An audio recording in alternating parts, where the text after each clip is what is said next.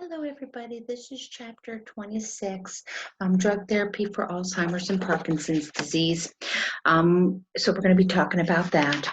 Our first thing we talk about is Alzheimer's, and the next thing we'll talk about is Parkinson's.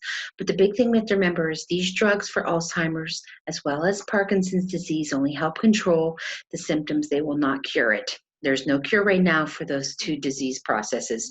So we just have to remember we have to control those symptoms. That is going to be our big thing. Now, there are types of drugs for Alzheimer's, and those are going to be on page 419. Now, when it's early to moderate stages of Alzheimer's, we do use the cholinesterase and acetylcholinesterase inhibitor drugs, and that would be like donepezil, which is Aricept, which is a big one that we give out there.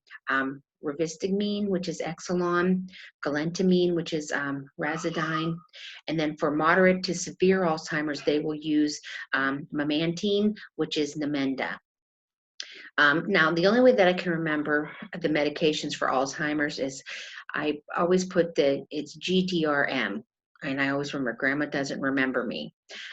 So that's how I can remember by taking the first letters of the drugs. So Grandma doesn't remember me. That's how you can remember your Alzheimer's drugs that we use most of. Now, side effects for these drugs, and that's on page 419, nausea, vomiting, diarrhea are going to be big. They do cause a lot of stomach cramping. They can cause headaches, dizziness, fatigue, weakness, insomnia, and loss of appetite. Now, memantine or Namenda can cause dizziness, headache, constipation, confusion, and anemia. So that we're going to be watching, especially think about anemia. We got to check the hemoglobin and hematocrit. It can cause some confusion. So both these meds and dizziness and fatigue and all that. So their mental status is very important for us to know prior to their cognitive capabilities. And think about it. The other ones can cause diarrhea. Memantine can cause actually constipation, so it can dry you up a little bit. Now, adverse effects for these medications, cholinesterase or acetylcholinesterase inhibitors can cause abnormal heart rhythms. That's a big thing, abnormal heart rhythms. So bradycardia is a big thing. So they can have decreased heart rates, and also it can cause atrial fibrillation. So it's very important to know, do they have a history of any heart issues, and make sure we get a pulse and rhythm check. It can cause GI bleeding, so if they have a history of GI bleeding, that's very important to know. If they have difficulties urinating, we need to monitor that, as well as seizure activities that can cause. So we need to be careful. Those are adverse effects that can occur. We also have to know, do they have a history of that, because it can cause things to become worse. Memantine or Namenda can cause actually shortness of breath and hallucinations for these individuals. But all the drugs, when given with general anesthesia, can actually cause the patient to awake more slowly. It can cause respiratory depression, so they need to watch that very closely. And it can cause increased confusion and delirium. And this occurs when they have anesthesia. So it's very important to make sure that we watch for that. Now, if another bad thing that can occur with Alzheimer's is when the patient overdoses. Now think about it. They forgot they took the pill, so they're going to keep taking it and taking it and taking it and taking it. So that's an issue that we do occur. So overdose is an issue. And usually when we see overdosing, you'll see a patient complaining of upset stomach. They're going to be vomiting, they're going to be drooling, and drooling is a big one. That is probably the biggest sign and symptom that comes out. You'll see the patient drooling. Also, they'll be sweating. And another thing that we can know if they have too much in their system is that slow heartbeat or bradycardia. Because remember, that's a big one that it will do, and that's an adverse effect. You'll see that bradycardia occur. They can have difficulties breathing, muscle weakness, and they can also have seizures. If anything of that occurs, that is something to report ASAP and make sure we hold that medication and talk with the physician and get them treatment. Before we give these meds, we need a complete list of everything they take, prescribed over-the-counter herbals, as well as a list of all their allergies. We need to know what their what their baseline cognitive function is. We can't say it might not be normal, what other people's standards, but what they are functioning at that moment. Because if anything changes, we need to know and report that. We need to get a weight. We need to get blood pressures, We need to get heart rates and rhythms beforehand. We need to know if they're having any nausea and vomiting, late weight loss, or if they're actually losing weight. Because remember, a lot of times, Alzheimer's patients, you have to monitor them very closely. These medications can cause nausea and vomiting. They can have a loss of appetite, so we want to make sure that we monitor their weight and that they're appropriately getting enough nutrition and all. Any problems urinating, because we know it can cause some urinary difficulties, especially with our male populations who have BPH, that will be an issue for. So we do need to monitor for that. We need to check the hemoglobin and hematocrit because we know it can cause anemia. And big thing is we need to make sure, what is the patient's capability of swallowing? Are they at risk for aspiration? Can they swallow a pill? Because a lot of these medications are going to be time released or extended released, and we know we never ever crush those. So we may have to talk to a physician if they're having a problem swallowing a capsule. We may have to talk to a physician and see if there's something that can be crushed for them, or if there's something in a liquid form that's going to help with them. But we know never ever crush time released medications. We already know that. History of liver or kidney problems, we need to know that. They should get some lab function tests before they take these meds to check their liver and kidneys, because these drugs are metabolized in the liver and they are excreted by the kidneys. And of course, we should know if they have a history of GI bleed, or also just because we know that these medications can cause GI bleeding. So we should know that. If it upsets your stomach when you take them, they say it's okay to take it with food. Afterwards, we always want to check their cognitive functions, especially on these drugs. We want to make sure we recheck that heart rate because we know it can decrease the heart rate. We can have bradycardia. We want to check the rhythm because we know it can cause atrial fibrillations. We can have irregular heartbeats. And we want to check the blood pressure. We want to make sure we do daily intakes and outputs, and we want to check that weight daily. Also, we have to check hemoglobin and hematocrit, the H&H, because we know they're at risk for anemia. Monitor the swallowing capabilities. That's going to be very important. We test the patient at the beginning to see if they're able to swallow tablets or capsules, or do we need to get them a different form.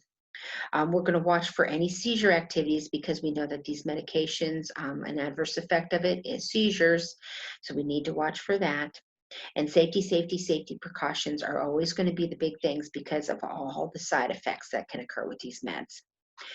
We're going to ask about any problems with their GI tract. If they're noticing any blood in their stools, we need to watch that.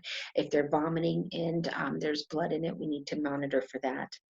We're going to teach our patients about the meds. When we do that, we teach the patients, but it's also important to teach a family member or someone who can care for the individual, because that's a big safety concern. Because think about it, your Alzheimer's patients forget that they took a pill. So they'll take another. Oh, I didn't take my pill, I'm going to take another. So it's always good to have someone dispense it to the individual if they're on, later stages or moderate to late stages of Alzheimer's disease, because they will forget. Even at the early stages, they'll forget, did I take my pill or not? I'm not quite sure. Well, maybe I'll take one because I don't remember. It is nice to have those little pill dispense things where you can put them in for a week or sometimes a month. But if they don't remember the date or they forgot to take it, they'll say, oh, I forgot to take my pill. Let me take it now. And they may take more than what they are supposed to. So it is always good to have an individual help dispense the medication to the patient so they do not overdose on it, because we don't want those overdosing symptoms. Also, we want to make sure we discuss that the meds may need to be crushed or not, or in liquid form. We need to know about the swallowing capabilities, because a lot of these meds you cannot crush. So that's why I said it's very important for that. We're going to make sure we take them as prescribed. We want to keep our follow-up appointments. Any side effects or allergic reactions, or we think drug toxicities over overdose, we need to report that ASAP. We're going to teach about safety concerns using the side rails, not side rails, but handrails to go down the steps, taking it easy getting up. We're going to teach about the side effects that can occur, and if there's any bleeding of any sort, from when you have bowel movement or you're vomiting some blood, we need to report that. We're going to make sure with donepezil or Aricept, they do recommend giving it at bedtime. That's the best time for that. Galantamine in Rivastigmine, they usually recommend giving those with food to help decrease the GI upset. And of course, any cognitive function changes that are not good, we want to make sure we report those ASAP.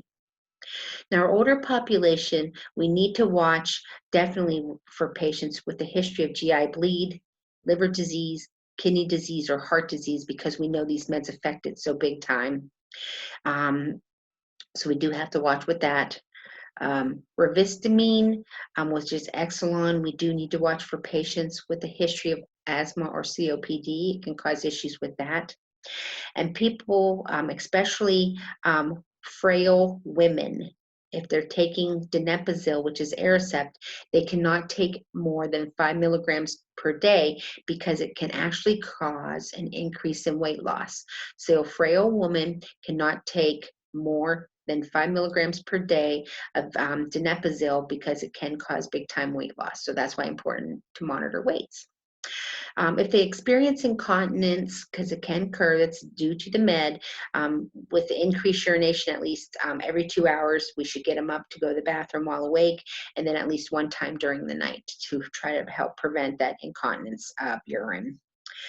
Now, that's basically Alzheimer's, but like I said, it's very detrimental not to just the patient. Patients are going to forget a lot of things.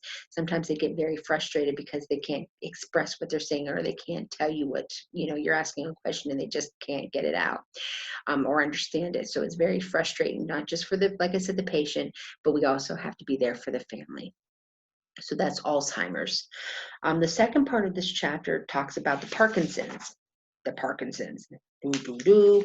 But anyway, that starts on page 423 and page 424. Now, as I said before, both with Alzheimer's as well as Parkinson's disease, it only helps control the symptoms. It is not a cure. There is no cure out there yet. They're working on it, but it's not yet. You got to remember with these medications, they do cross the brain barrier. So it actually crosses that brain barrier, which allows levodopa to reach the brain, which will increase the dopamine levels. And we'll read about that. And that's going to tell you about what, with the levodopa levels, the dopamine levels, and how it affects with Parkinson's disease. But in this case, we're going to be looking at the medications. Now, side effects. Side effects for these drugs are going to be on page 424. And there's dizziness, nausea, and hypotension. So we do have to monitor blood pressures. Now, on page 424, there are some common side effects that are more specific for the medications out there. And like I said, for these medications, probably the biggest one out of all of them is that carbidopa levodopa. And I just like to say carbidopa levodopa, which is Sinemet. These medications are combination drugs of carbidopa, and there's a drug levodopa. So it's 2 medications in 1 pill. They can come of different strengths. So you can have maybe like 25 of one and 100 of another, or 30 of one and 400 of another. But it's a combination pill that you take to help with Parkinson's. It's probably the biggest drug that we give out there is carbidopa levodopa. Now, the ropinirole or Requipt, that's another medication that we do use for Parkinson's, but you also see use that for restless leg syndrome for people who cannot control and their legs are constantly moving to help with that. So if you ever hear that, it's used for Alzheimer's, but also other. We do use the majority of these medications on the list, so it's such depending on the physician's preference and what's helping the patient. But like I said, the biggest one, carbidopa levodopa. So those are what we're looking. Now, adverse effects for these medications, if we're talking about carbidopa levodopa or Sinemet, depression with suicidal tendencies. So if you have a history of depression, also with suicidal tendencies, this is something that you need to monitor very, very closely with these patients, because it can actually cause more depression and actually cause suicidal tendencies. So we need to monitor, how are you feeling today? Do you feel like you want to hurt yourself? So we do have to watch for that. Carbidopa levodopa can also cause neutropenia, which is a decrease in our white blood cells. And we know if that happens, that can cause you to be at risk for infections. It causes that neuroleptic malignant syndrome, which we talked about before, and that's problems with your autonomic nervous system. It affects your involuntary regulating actions.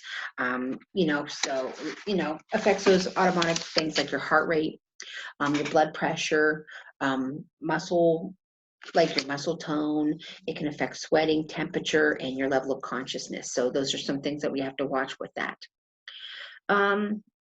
Some of the medications can cause central nervous system depression, so it can cause respiratory depression, coma, and cardiac arrest. Some do cause a shock or acute myocardial infarcts, which are heart attacks. And then some can actually cause narcolepsy, and we know that's clunking out. So narcolepsy is an issue. Your COMT inhibitors, your COMT inhibitors, which is entacapone, which is Campton, and talcapone, which is Tasmar. They cause that neuroleptic malignant syndrome, but it also causes rhabdo. And we talked about rhabdo a lot with people complaining of the muscle aches and weakness and pain. They get that dark urine that has those those strands of fibers in it. If any of those occur, the neuroleptic malignant syndrome, if you get symptoms of that, as well as complaints of the rhabdo, you want to make sure you hold that medication and notify the doctor ASAP. So before we give these meds, we want a complete list of everything they take over the counters, herbals, prescriptions, allergies. We need to know about those. We want to make sure we check baseline blood pressures, heart rates, and respiratory rates because of the neuroleptic malignant syndrome affecting that autonomic nervous system. So we want to watch that, especially. That's a big thing to watch. So that's why we get the blood pressure, heart rate, and rhythms baseline. We want to make sure we get a baseline neurological status because mental as well as physical state. We need to know their mental because we know that carbidopa levodopa can actually cause suicide tendencies as well as depression. So we need to watch for that. And we need to know their physical state because are they controlling the shakiness that they have? They're walking and all. So we need to make sure we watch that. Again, swallowing is very important. We need to get a swallowing to make sure, are they able to swallow the pill down? Childbearing ages, we're going to check if they're pregnant or not. They can talk to the OBGYN in regards to that. You can see people of younger age starting with Parkinson's disease. So that is something to watch. We do need to make sure we do lab work on the kidney and functions as well as the liver functions because we know that it is metabolized in the liver and excreted by the kidney. So we need to make sure those are good. Don't chew or crush any extended release tablets. They have to be swallowed whole. Apomorphine or morphine, whatever they want to call it. I can never say it right. They do give the sub-Q, so that is another thing. Rotigotine, which is a Nupro, is a patch, and we know with patches, make sure we place them firmly on the patient. Make sure we rotate the sites. Don't put on any hairy areas. We're going to wash our hands. And remember, wear gloves when you're touching these patches because it can get on your skin. And make sure we rotate the sites and remove the old patch. That's a big thing, remove the old patch. We always put a date and time on the patch as well as your initials. And whenever you mark it in your medical records, you always mark where did you place it because if it gets moved or if it goes somewhere, we know where we put it and we always check that out. Afterwards, we're reassessing the vitals every 4 to 8 hours. Safety precautions because it can cause dizziness and it can also decrease your blood pressure, so we have to watch for that. Reassess our mental status always. Ropinirole, we know, can cause some narcolepsies where they fall asleep, so we want to report that ASAP because the drug may have to be discontinued. We're going to ask about any side effects of nausea and vomiting because we want to make sure we give them something to help with that. Report if especially the white blood cells are low, that would be neutropenia. Any neuroleptic malignant syndrome signs and symptoms or rhabdo, we want that to be reported to the doctor as soon as possible. Report any allergic reactions that can occur. Monitor intake and output. We're always watching for urinary distension because some drugs can cause urinary retention. So if they have any pain, unable to urinate, that's an issue and they need to report that. We're going to always watch for their swallowing capabilities because they can aspirate with the med. We're going to watch their bowel movements because some of these meds can cause constipation and some can cause diarrhea, so we have to watch for that. And we're always reassessing their physical activity, like their hand tremors, their gait, how they're walking. That's very important. Is it helping or not? If it's getting worse, we need to tell the physician so they can do something. We're going to teach the families who care for the patients that if they notice any increase in the signs and symptoms, to make sure they notify the doctor to either change the medications or get appropriate treatment. Take the med as ordered and on time. If you miss a dose, take it as soon as possible, but not too late, where the patient can double dose on the med. Don't take any over-the-counters or herbals unless okay by your physician. Talk with the pharmacist about that. Also, some drugs can have increased, some of the drugs have to be increased slowly. We can't just give them the full dose, so they have to increase it over time and to monitor the patient very closely when they do that. We already know that they're only going to control the symptoms. It's not going to cure the disease. We already talked about that. Don't stop them suddenly because your symptoms will increase and can become worse. Safety is going to be a big concern because these individuals fall a lot due to their shuffly gait. Notify the doctor or dentist if having any surgery or procedures. Avoid alcohol at all costs because of the risk of increased drowsiness or dizziness, and we do not want, safety is going to be a big issue. We don't want them falling. We have to watch them operating heavy machinery. Hopefully they're not driving with all the jerky movements and the shaking and that. And if they have GI upset, take it with meds, with food or milk. They can have some drying issues, so blurred vision. They should have their eye examination. It can cause some dry mouth, so good mouth care, sugarless gums, rinses. Entacapone or Camton can cause, it's not uncommon to have brownish orange color urine. It's a harmless side effect, but it is something that you can see when they're on that medication.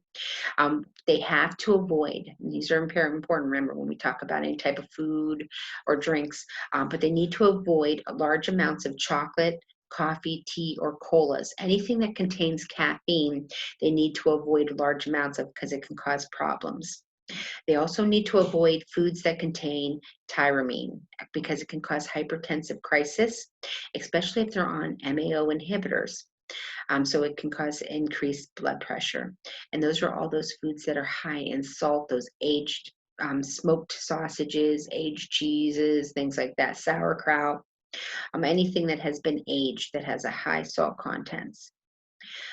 Anticholinergic drugs will actually decrease perspiration. So these people, you need to watch when they're out in the hot weather because they will not be able to sweat and can cause heat stroke. So that's a problem. Carbidopa, levodopa, Cinemet, you can have dark urine or perspiration. So sometimes you can see that. You got to watch for any skin lesions. Especially if they have a history of malignant melanoma, you need to watch their skin very closely. If they get any lesions, that needs to be reported. If they have a history of melanoma, this is not the drug to prescribe for them because it can come back. But we're always checking them for any type of lesions, especially if they didn't know they had, any problems with their skin. But if you do notice any lesions or if they have a history of melanoma, we would definitely want to hold giving that dose and report that ASAP to the physician. The pregnant breastfeeding population, it's rare to have Parkinson's disease, but it does occur. And actually, bromocriptine actually stops production of breast milk. But otherwise, it's something to talk to the OBGYN about. In our older population, they're the ones that we're going to see the most of it. Increased confusion, hallucinations, increase incontinence. Safety is a big concern. We're watching for falls. We need to monitor their blood pressure and especially when they change positions, we got to teach them sit for a little bit before getting up. That's a safety issue. And they definitely, anytime they walk, they need to wear shoes and use walking devices because they're at high risk for falls. So that is the sum above chapter 26 for the Alzheimer's and Parkinson's disease. Like I said, read about Alzheimer's, read about Parkinson's. It's a serious thing out there. But like I said, it's very detrimental to not just the patient, but the family. So we need to be add them into the teaching as well, because they're the ones that are going to be taking care of their parents, or their family members, or their neighbors or friends. So any issues with this chapter, message me and we will discuss it. You guys have a good one.